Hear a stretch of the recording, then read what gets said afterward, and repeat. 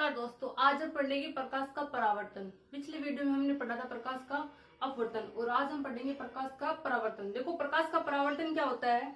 जब कोई प्रकाश किरण किसी माध्यम में आपतित होती है तो पृष्ठ से टकराने के बाद क्या होता है, वह वापस उसी माध्यम में लौट जाती है, जिसे क्या कहते हैं, प्रकाश का परावर्तन। प्रकाश का परावर्तन क्या हो गया, मान लो ये कोई पृष्ठ है, ठीक है। अब कोई प्रकाश किरण है, ये इस माध्यम में आपतित होती है और इस पृष्ठ से टकराने के बाद क्या होगा, वो वापस इसी माध्यम में लौट जाएगी, जिसे क्या कहेंगे, प्रकाश का परावर्तन। प्रकाश का परावर्तन क्या होगा, जब कोई प्रकाश किरण किसी माध्यम में आपतित होती है, ये कोई प्रकाश किरण इस माध्यम में आपतित हो रही है, तो पृष्ठ से टकराने के बाद क्या होगा, ये किरण वापस पुनः इसी माध्यम में लौट जाएगी, जिसे क्या कहेंगे, प्रकाश का परावर्तन। अब देखो, ये हो गई आपतित किरण,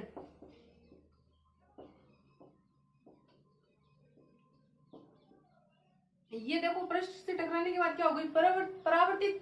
तो ये कौन सी किरण हो गई, परावर्तित किरण, ये हो गई परावर्तित किरण। अब देखो, एक होता है वो जो इस पर 90 डिग्री का कोण बनाता है, ठीक है ना। देखो, एक जो होता है वो इस पे 90 डिग्री का कोण बनाता है, ठीक है ना, 90 डिग्री का कोण बनाता है, जिसे कि हम क्या कहेंगे, अभिलंब।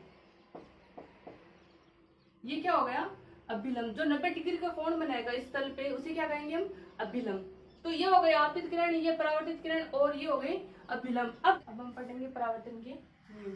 तो परावर्तन का पहला नियम क्या कहता है कि ये आपतित किरण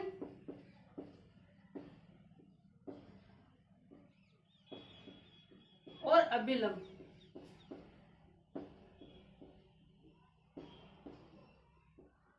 और ये परावर्तित किरण,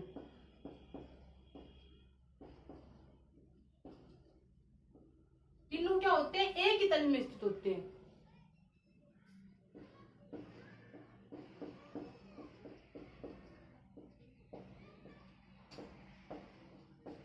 तीनों एक ही तल में स्थित होते हैं।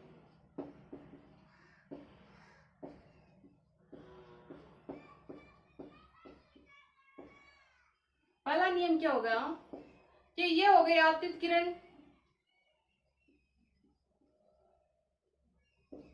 पहला नियम क्या हो गया कि आपतित किरण, ये हो गई आपकी आपतित किरण और परावर्तित किरण ये हो गई, और अभिलंब, तीनों क्या होते हैं, एक ही तल में स्थित है। ये देखो, यहाँ पे एक ही तल में स्थित है, आपतित किरण, अभिलंब और परावर्तित किरण, तीनों क्या होते हैं, एक ही तल में स्थित होते हैं। ये होता है परावर्तन का पहला नियम। दूसरा नियम क्या कहता है परावर्तन का, देखो, आपतित किरण और अभिलंब, इन दोनों के बीच में कौन सा कोण हो गया, आपतन कोण, जिसे लिखते हैं आई से। अभिलंब और इस परावर्तित किरण के बीच में होता है परावर्तन कोण, जिसे लिखते हैं आर से, ठीक है। ये हो गया आपतन कोण और ये हो गया परावर्तन कोण। तो दूसरा नियम क्या कहता है कि आपतन कोण होता है ना, वो हमेशा परावर्तन कोण के क्या होता है, बराबर, यानी कोण आई बराबर कोण आर। आपतन कोण हमेशा किसके बराबर होगा, परावर्तन कोण के, कोण आई बराबर कोण आर। ये हो गए परावर्तन के दो नियम। अब हम पढ़ेंगे परावर्तन के प्रकार। परावर्तन दो प्रकार के होते हैं। पहला होता है विसरित परावर्तन,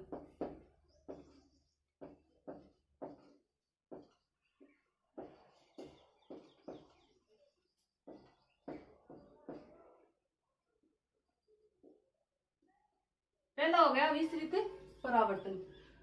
परावर्तन दो प्रकार के होते हैं, पहला हो गया विसरित परावर्तन। अब विसरित परावर्तन क्या होता है, जब कोई प्रकाश किरण किसी माध्यम में आपतित होती है तो पृष्ठ है उससे टकराने के बाद क्या होगा, वो विभिन्न दिशाओं में फैल जाएगी, जिसे क्या कहेंगे, विसरित परावर्तन। विसरित का मतलब फैलना। तो विसरित परावर्तन में क्या होगा, जब कोई प्रकाश किरण किसी माध्यम में परावर्तित होगी तो परावर्तन के बाद क्या होगा, वो सभी दिशाओं में फैल जाएगी, यानी ये प्रकाश किरण सभी दिशाओं में फैल जाएगी, जिसे क्या कहेंगे, विसरित परावर्तन। और दूसरा होता है नियमित परावर्तन।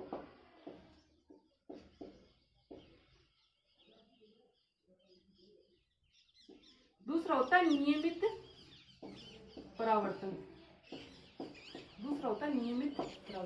नियमित परावर्तन में क्या होता है, जब कोई प्रकाश किरण किसी तल से टकराती है तो तल से टकराने के बाद क्या होगा, वो एक ही दिशाओं में निश्चित दिशा में जाएगी, जिसे क्या कहेंगे, प्रकाश का नियमित परावर्तन। नियमित परावर्तन में क्या हो गया, जब ये प्रकाश किरण इस तल से टकराएगी, इस तल से टकराने के बाद वो निश्चित दिशा में जाएगी। ये मान लो प्रकाश किरण है, इस तल से टकराई और तल से टकराने के बाद इस दिशा में चली गई। ऐसे एक मान लो ये प्रकाश किरण है, इस तल से टकराई और इस दिशा में चली गई। ऐसे ये प्रकाश किरण है, इस तल से टकराई और इस दिशा में चली गई। ठीक है ना। तो नियमित परावर्तन में क्या होगा, प्रकाश किरण किसी निश्चित दिशा में जाएगी। और विस्तृत परावर्तन में क्या होगा, विस्तृत परावर्तन में क्या होगा, प्रकाश किरण सभी दिशाओं में फैल जाएगी। नियमित परावर्तन और विस्तृत परावर्तन में अंतर क्या हो गया, विस्तृत परावर्तन में तो क्या हो गया, प्रकाश की किरण सभी दिशाओं में फैल गई, और नियमित परावर्तन में क्या हो गया, प्रकाश की किरण है वो एक ही दिशा में गई। हमें शीशे में से अपना प्रतिबिंब दिखाई देता है, ये किसके कारण देता है, विस्तृत परावर्तन के कारण। वो प्रकाश है वो सभी दिशाओं में फैलता है, जिसके कारण हमें प्रतिबिंब शीशे में दिखाई देता है। Thank you. Like, share and subscribe.